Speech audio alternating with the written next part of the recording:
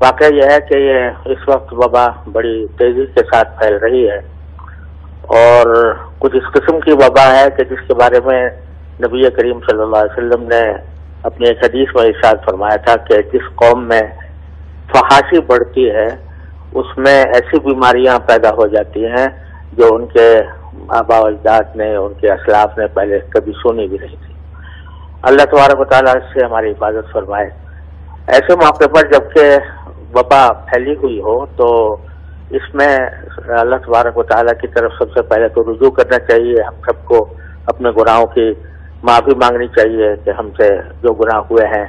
یہ اللہ تعالیٰ کا کہیں عذاب نہ ہو ہم پر، تو اس کے لیے ہمیں استغفار بھی کرنا چاہیے، توبہ بھی کرنی چاہیے، اور اللہ تعالیٰ کی طرف رجوع بھی کرنا چاہیے، دعائیں بھی مانگنی چاہیے۔ لیکن ساتھ ساتھ اسلام نے ہمیں تلقین یہ کی ہے کہ جو اسباب کے درجے میں جو تدبیریں ہیں ان کو پوری طرح اختیار کرنا چاہیے،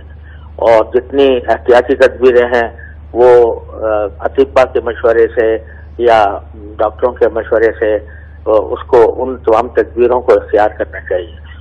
اور جیسے جب وبا پھیل جاتی ہے تو اس کے بارے میں رسول کریم صلی اللہ علیہ وسلم کی ایک ہدایت یہ ہے کہ جو لوگ اس وبا کے علاقے میں ہیں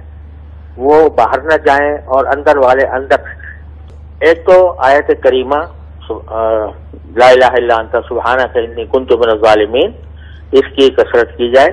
اور اگر یہ ختم ہو کہیں مختلف گھروں کے اندر تو انشاءاللہ اس کے بڑے عجیب اثرات ہیں اور وہ انشاءاللہ اس سے بہت فائدہ ہوگا۔ اور دوسرا جو ہے اس موقع کے لیے خاص طور پر ایک آیت ہے یا اہل یثرب لا مقام لکم فارجعوا، یہ سورہ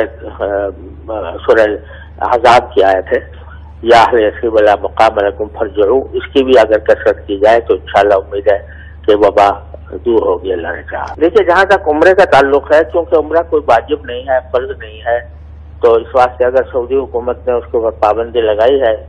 اس وبائی صورتحال میں تو اس میں کوئی حرج نہیں ہے، اور اس میں واقعتاً اس کی پابندی کا خیال رکھنا چاہیے اور اس کے خلاف ورزی نہیں کرنی چاہیے۔ البتہ جو حج کا معاملہ ہے ابھی ذرا فاصلہ ہے حج میں، اور ابھی کافی دن ہیں، اللہ تعالیٰ کی رحمت سے امید ہے کہ انشاءاللہ اس وقت تک حالات بہتر ہو جائیں اور وبا دور ہو جائے، تو اس وقت کے حالات کے لحاظ سے پھر فیصلہ کرنا ہوگا۔ لیکن یہ کہ پھر عملاً حج میں شرکت کس کی ہو کس کی نہ ہو اور کیا طریقہ اختیار کیا جائے اس کو